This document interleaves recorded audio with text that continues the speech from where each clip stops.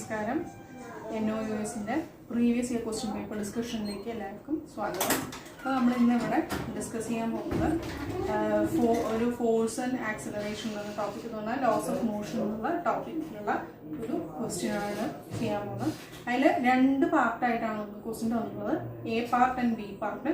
A പാർട്ടിന് 3 മാർക്കും B പാർട്ടിന് 1 മാർക്കുമാണ് ക്വസ്റ്റ്യൻ തന്നിട്ടുള്ളത്.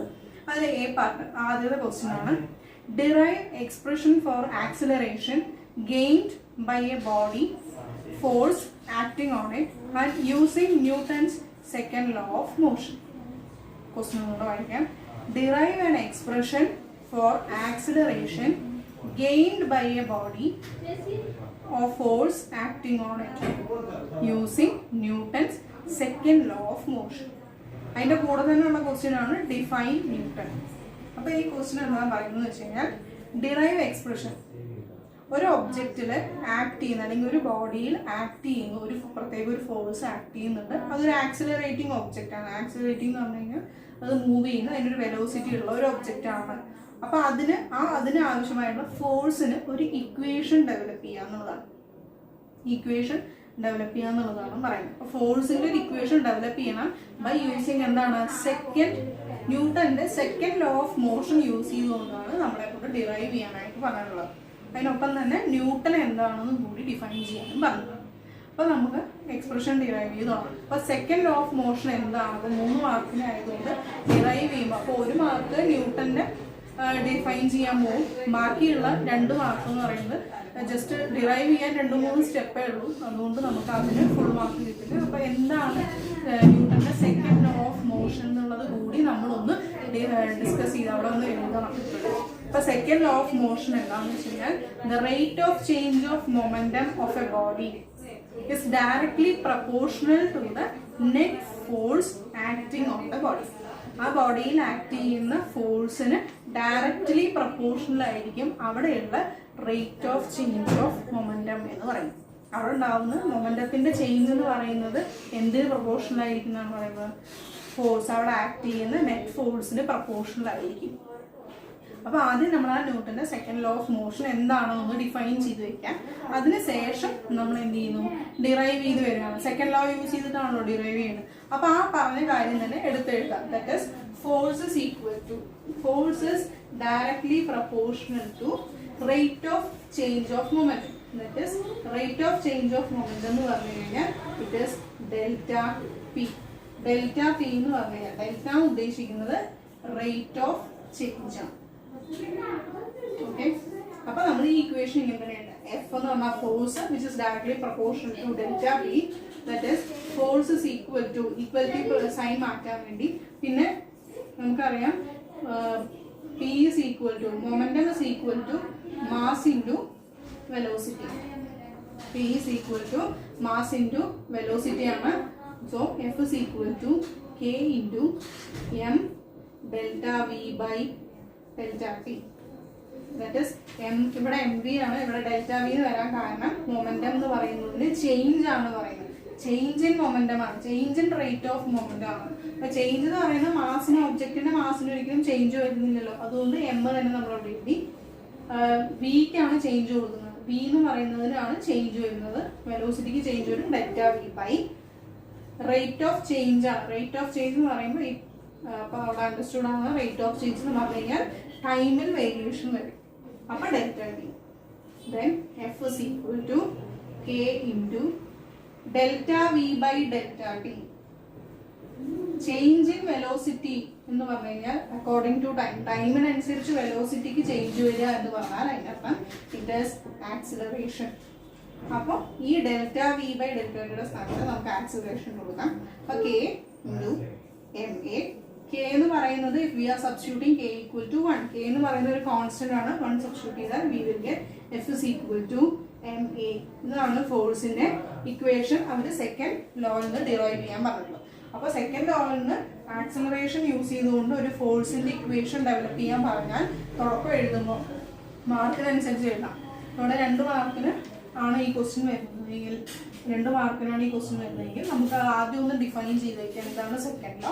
അതിന് ശേഷം ഫോഴ്സസ് ആ തന്നിരിക്കുന്ന കമന്റ് ആക്ട് ചെയ്ത force is proportional to delta B, F is equal to proportionality sign മാറ്റി K M delta B by delta T. അതിന് ഇതെല്ലാം നമ്മൾ സൈഡിൽ എഴുതുന്നതാണ് ജസ്റ്റ് ഫോർ അണ്ടർസ്റ്റുഡ് നമ്മൾ അറിയാൻ വേണ്ടി. ഇതാണ് ഇങ്ങനെയാണ് ഇവിടെ സബ്സ്റ്റിറ്റ്യൂട്ട് ചെയ്തത്. Delta V by delta T എന്ന് സബ്സ്റ്റിറ്റ്യൂട്ട് ചെയ്യാൻ കാരണം delta V by delta T എന്ന് സബ്സ്റ്റിറ്റ്യൂട്ട് ചെയ്യാൻ കാരണം ഇതാണ്.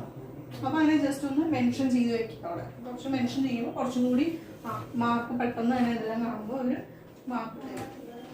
Okay, then F is equal to K into M A, K 1 substitute ചെയ്താൽ force equal to mass into acceleration.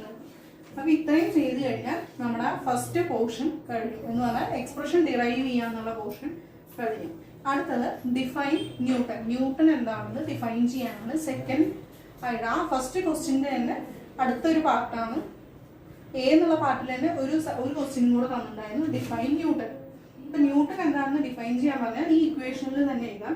ഇപ്പം F is equal to 1 newton എന്നാണ് നമുക്ക് കിട്ടുന്നത്. ദാറ്റ് മീൻസ് ഒരു ന്യൂട്ടൺ എന്താണ് ഡിഫൈൻ ചെയ്യാനുള്ളത്.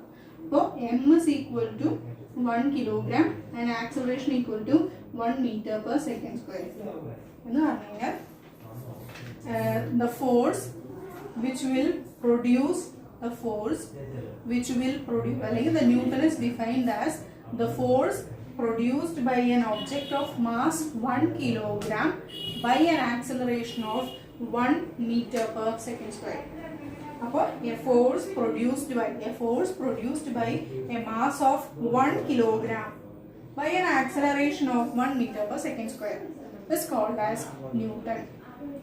ഓക്കെ, അപ്പോൾ ന്യൂട്ടൺ എന്ന് പറഞ്ഞു കഴിഞ്ഞാൽ 1 കിലോഗ്രാം മാസുള്ള object 1 metre per second square acceleration produce ചെയ്യുമ്പോൾ ആവശ്യമുള്ള ഫോഴ്സ് ആണ് ഒരു ന്യൂട്ടൺ എന്ന് പറയുന്നത്. അപ്പോൾ ന്യൂട്ടൺ എന്താണെന്ന് അവിടെ ഡിഫൈൻ ചെയ്ത് വയ്ക്കാം. വേണമെങ്കിൽ നമുക്ക് ഇങ്ങനെ എഴുതാം. M is equal to 1 kg. ഈ ഇക്വേഷനിൽ എഫ് 1 കിട്ടണമെങ്കിൽ എം ഈക്വൽ ടു 1 കിലോഗ്രാം ആയിരിക്കണം, A equal to 1 metre per second square. Just അതങ്ങനെ ഡിഫൈൻ ചെയ്താൽ മതി.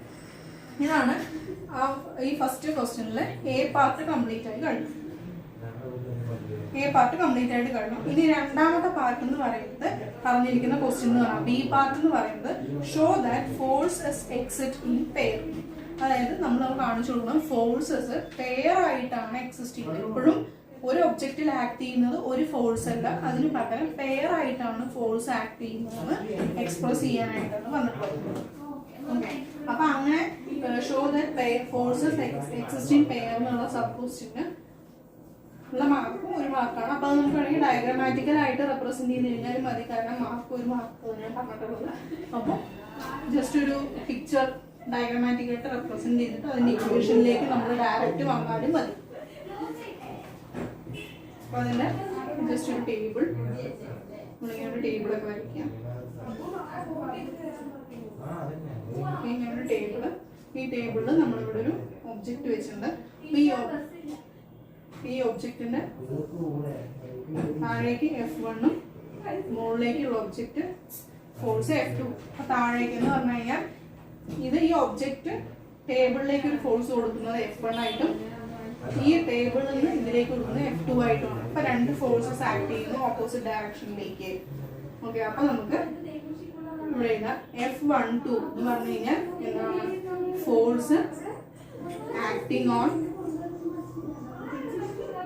acting on first object by second. രണ്ടാമത്തതിന്റെ ഒബ്ജക്റ്റിന് കിട്ടുന്ന ഫോഴ്സ് F1, then F2 എന്ന് പറഞ്ഞാൽ force acting on second object by first. അതിന്റെ ഇക്വേഷൻ എഴുതാം. That is F12 is equal to negative F21. ഇതാണ് ഈക്വൽ ആൻഡ് ഓപ്പോസിറ്റ് പെയർ ആണ്. ഈ ഒരു പിക്ചർ ജസ്റ്റ് ഈ പിക്ചർ വരച്ച് കാരണം ഒരു മാർക്കേ ഉള്ളൂ.